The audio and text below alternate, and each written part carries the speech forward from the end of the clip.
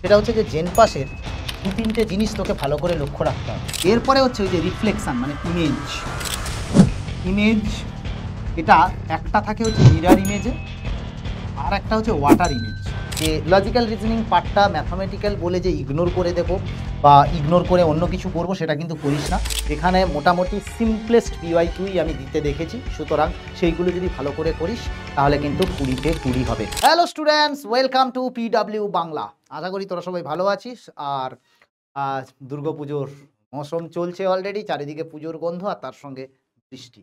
তো যাকগে, এদের মাঝখানেই তোদের জেনপাসের এক্সাম এবং জেনপাসের পরীক্ষার একটা অপরিহার্য অঙ্গ হচ্ছে লজিক্যাল রিজনিং। যদিও জেনারেলি স্টুডেন্টরা আমাকে দেখে থাকে যে জেই বা 12-এর বোর্ডের জন্য, ওয়েস্ট বেঙ্গল বোর্ডের জন্য পড়াতে, বাট মাঝে সাঝে আমার রিজনিং পড়াতেও ভালো লাগে আর বেশ মজাদার কোয়েশ্চেনও থাকে। আর এইটা এমন একটা পার্ট যেটাতে তোদের যারা মোটামুটি আমি বলবো যেহেতু নিটের সাইডে তোরা, তো তোদের অফকোর্স একটু ম্যাথস হয়তো টাফ লাগতে পারে, বাট এই রিজনিংটা এমন সাইডে যেখানে কিন্তু 20-তে কিন্তু 20 স্কোর করা যায়। ঠিক আছে? আর অলরেডি আশা করবো যে তোদের যেটুকু ক্লাস রেকর্ডিং দিয়েছি বা লাইভ ক্লাসও নিয়েছি সেইগুলো দেখে গেলে তাতে জেনপাসের পিওয়াইকিউও পুরো সলভ করা আছে এবং তার সঙ্গে সঙ্গে নতুন কিছু কোয়েশ্চেনও করা আছে, যেইগুলো মোটামুটি করলে কিন্তু তোদের হয়ে যাবে। ঠিক আছে? একটা হচ্ছে আমি সবচেয়ে যেটা মেন ম্যান্ডেটরি জিনিস দেখেছি সেটা হচ্ছে যে জেনপাসের দু তিনটে জিনিস তোকে ভালো করে লক্ষ্য রাখতে হবে। এক হচ্ছে ওই ব্লাড রিলেশন রিলেটেড যে কোয়েশ্চেনগুলো আসে সেটা কিন্তু ব্লাড রিলেশন, ঠিক আছে, লজিক্যাল রিজনিং এর মধ্যে।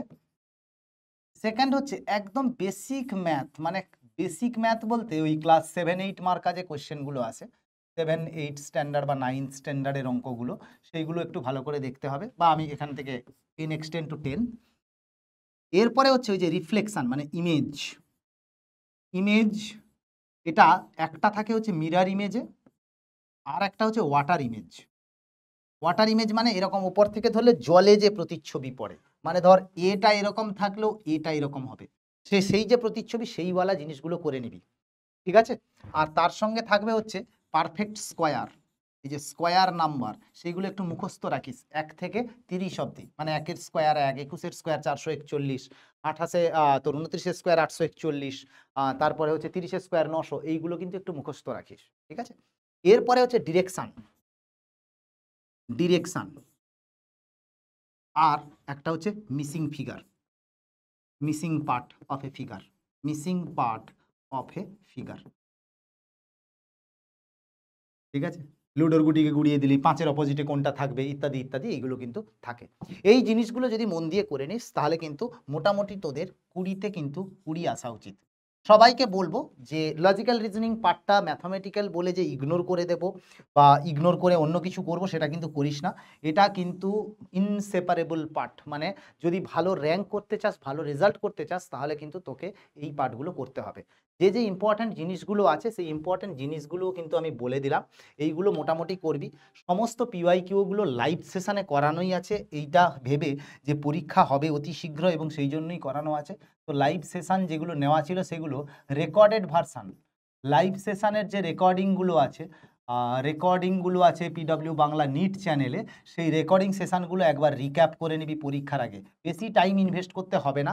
তার আগের বছরেরও জেনপাসের কিছু কোয়েশ্চেন করিয়েছিলাম, মানে 2024-এ, সেখানেও জেনপাসের জন্য ক্লাস নিয়েছিলাম। সব কিছুই পেয়ে যাবি পিডব্লিউ বাংলা এবং পিডব্লিউ বাংলা নিট চ্যানেলে, যখন ভিডিওগুলো পাবি একবার করে দেখে নিস। ঠিক আছে? ওইটুকু আমি বলছি না যে ব্যাংকের মতো খুব ডিফিকাল্ট লেভেলের রিজনিং আসবে বা ইউপিএসসি টাইপের, সেই সব জিনিসপত্র কিন্তু এখানে আসবে না।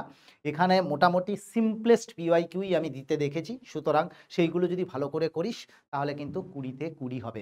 বারবার বলছি, লজিক্যাল রিজনিং ইজ ইনসেপারেবল এবং এখানে কিন্তু 20-তে 20 স্কোর করা যায়, ছোট্ট একটু নিজের অধ্যবসায় আর একটু হালকা বুদ্ধির প্রয়োগ, এবং তার সঙ্গে সঙ্গে বেশি নয়, পরীক্ষার আগে বাবু একটু টাইম করে 3 ঘন্টা থেকে 4 ঘন্টা 4 hours preparation is enough. 4 hours preparation is enough আমি বলছি। ঠিক আছে? মন দিয়ে এটা করবি আশা করি। আর সবাই ভালো থাকিস, সুস্থ থাকিস, আর পরীক্ষার জন্য ভালো করে প্রিপারেশন নিয়ে নে। ততক্ষণ অবধি টাটা, বাই বাই।